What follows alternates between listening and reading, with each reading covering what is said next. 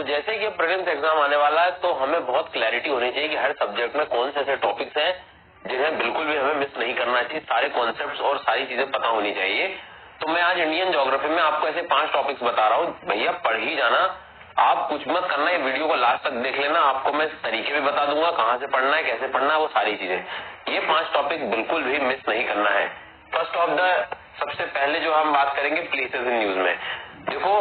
Indian geography के नाम पे कुछ भी चीज यदि प्लेसेस इन न्यूज की है उसे आपको मिस नहीं करना है। क्या तरीका है, या तो आप पूरे साल भर का, पूरे ईयर, जितना साल भर के कोई भी आप मैगजीन फॉलो कर रहे हो, ठीक है, चाहे अनअकैडमी की आर्टिकुलेट मैगजीन हो, कोई भी आप मैगजीन XYZ आप मैगजीन यदि फॉलो कर रहे हो तो आप एक वीक आप निकालिए अपने लिए उसमें, या 5 दिन भी निकालिए, और क्या करिए कि जनवरी से लगाकर लास्ट ईयर का और इस बार के जनवरी तक एटलीस्ट, या फेब मार्च तक, जब भी पूरी सारी मैगजीन का सिर्फ वो वाला पोर्शन तुम्हें ध्यान रखना है जो ज्योग्राफी का है, या एनवायरमेंट का भी इंडेक्स एक बार चेक कर लो आप, जिसमें आपको कुछ प्लेसेस मिल रहे हैं क्या। ध्यान रखना मैं क्या कह रहा हूँ, आपको सिर्फ जो काम करना है वो ये काम करना है कि मैगजीन के इंडेक्स से ही तुम्हें समझ आ जाएगा कि कौन कौन से प्लेसेस जो है वो न्यूज में है, वहां से आप इनको एक बार कवर कर सकते हैं, ठीक है। नहीं तो मैं अभी जो रिसेंटली होने वाला ये अनअकैडमी वर्कशॉप हो रहा है दिल्ली में, जो बच्चे आ सकते हैं वो आ जाना, ये 18 फरवरी को हो रहा है, तो इसमें भी मैं पढ़ाऊंगा ये चीजें। तो उसका जो दिल्ली आ जाएंगे अटेंड कर लेंगे उनके लिए तो अच्छी बात है, और जो नहीं कर पाए तो उनका जो यूट्यूब पर यदि प्रसारित हुआ तो वहां से भी आप काफी कुछ चीजें कवर कर लेंगे और आइडिया मिल जाएगा। सो प्लेसेस इन न्यूज को ना किसी भी प्रकार से आपको मिस नहीं करना है, कुछ भी हो जाए, ठीक है।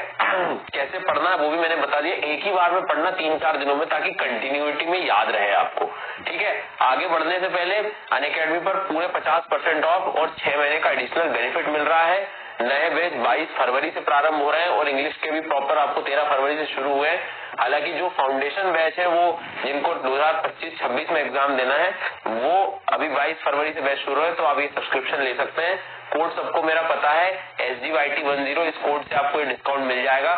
इसके साथ साथ नीचे डिस्क्रिप्शन में लिंक है, हर सब्जेक्ट के लिए आपको top educator, notes, PPTs, recording classes, जो भी लाइव सेशन यदि छूट गए तो उसके लिए सारी चीजें आपको मिल जाएंगी। प्राइसेस यहाँ से शुरू हो रहे हैं, और एक बार जरूर आप नीचे लिंक क्लिक करके एक बार चेक कर लेना। 22 फरवरी से नए बैच है, और एक बार सब्सक्रिप्शन लेने पे सारे कोर्सेज का एक्सेस अनअकैडमी का आपको मिल जाता है। ये जितने भी बीच में प्रीलिम्स के क्रैश कोर्स, GS, ये रिवीजन, इसके लिए कोई अलग से नहीं देना है आपको, सब इसी में इंक्लूड रहता है।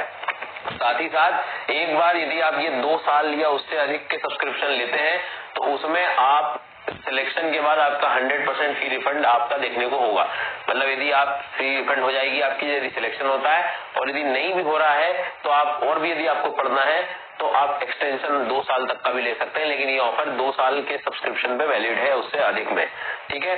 अब बात आ रही थी हमारी प्लेसेस इन न्यूज के बारे में, तो मैंने इसका तरीका भी बता दिया आपको कि भैया कुछ भी हो, आप कोई भी मैगजीन या आपने जो भी करंट अफेयर्स पढ़ा है, हालांकि मैंने प्लेसेस इन न्यूज पे एक वीडियो भी बना रखा है, उसका एक पार्ट, आगे आने वाले भी पार्ट है, लेकिन आप एक बार यदि सेल्फ स्टडी भी कर रहे हैं वो भी कर लेना, नहीं तो वीडियो जो है आपको नीचे भी लिंक में मैं दे दूंगा। नेक्स्ट है इंडियन ज्योग्राफी में सेकंड बात, मैप्स, माउंटेन, रिवर्स।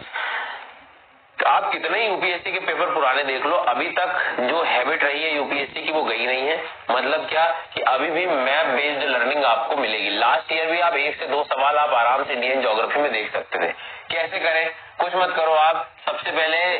एक एक चीजों से शुरू करो, आप मैपिंग शुरू करो। आप सबसे पहले माउंटेन्स की सारी मैपिंग करो, एक बार में कोई भी एक चीज की मैपिंग की जाती है। जैसे हम लोग स्पेशल क्लास में शाम को 7 बजे जब पढ़ते हैं, आप एक बार अनअकैडमी पे जाकर और वही मतलब मेरी प्रोफाइल में भी चेक करोगे तो उसमें मैपिंग पूरी मिल जाएगी।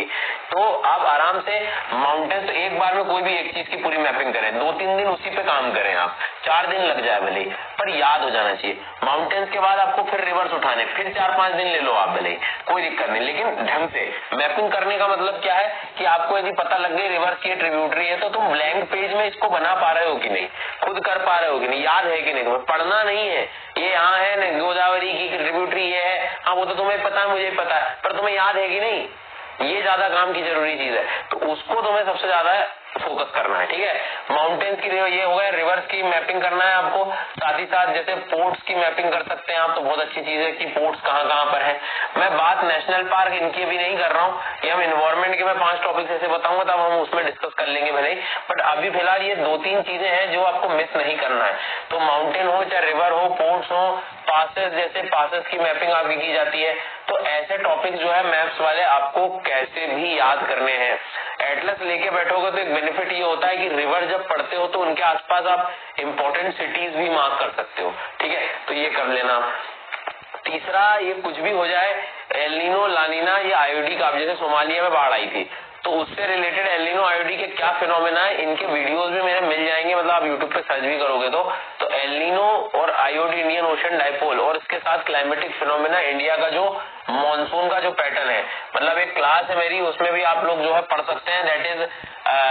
सीजनल रिवर्सल ऑफ विंड्स, कि मॉनसून भारत में कैसे आता है। उस क्लास को देखो, आपको काफी आइडिया लग जाएगा। एनसीईआरटी में क्लाइमेट वाला एक चैप्टर है, उसको आप 1-2 बार रीड करोगे, पहली 2 बार तो रीड करोगे तो शायद समझ ना आए सेल्फ स्टडी में, लेकिन जब किसी शिक्षक से पढ़ लोगे या खुद भी पढ़ोगे तो कम से कम 2 से 3 रीडिंग लगेगी। उसमें कुछ इंपॉर्टेंट कॉलम्स बने हुए हैं कि कौन कौन से भारत में क्लाइमेटिक टाइम पे विंड्स के नाम है, तो उनको अच्छे से याद रखना है। अलग अलग टाइम पे अलग अलग रीजन में विंड्स के नाम आ रहते हैं, प्री मानसून शॉवर्स क्या होते हैं, एल नीनो का क्या रोल है, प्लीज गो थ्रू इट। उस चैप्टर को अपने को एनसीईआरटी कक्षा 11वीं के बारे में बात कर रहा हूँ मैं, एनसीईआरटी कक्षा 11वीं इंडियन ज्योग्राफी, दो एनसीईआरटी है, fundamentals of physical geography, but इसको आपको जो ध्यान रखना है ये एनसीईआरटी कक्षा 11वीं वाली है, तो वहां से ये क्लाइमेटिक फिनोमेना को याद रखना है। चौथे नंबर का है मिनरल्स,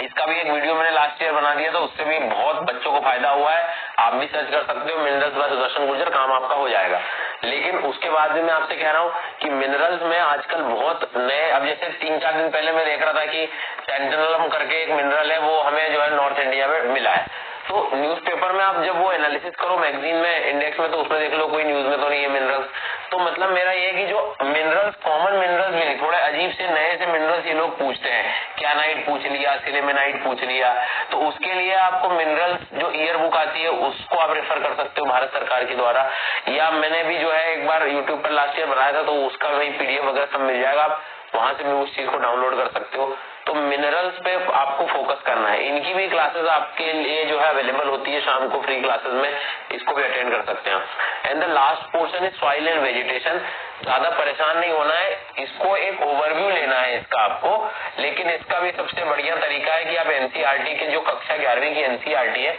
उसमें सॉइल और वेजिटेशन नाम का चैप्टर है,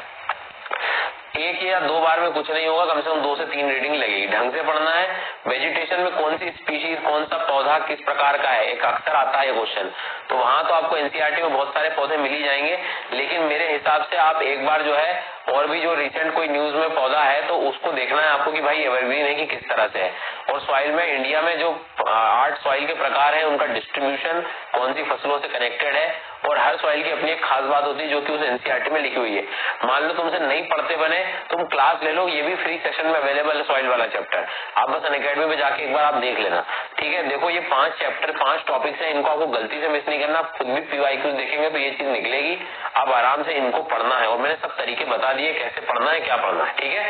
खैर बाकी मैंने आपको ये बता दिया है कि सब्सक्रिप्शन आप ले सकते हैं।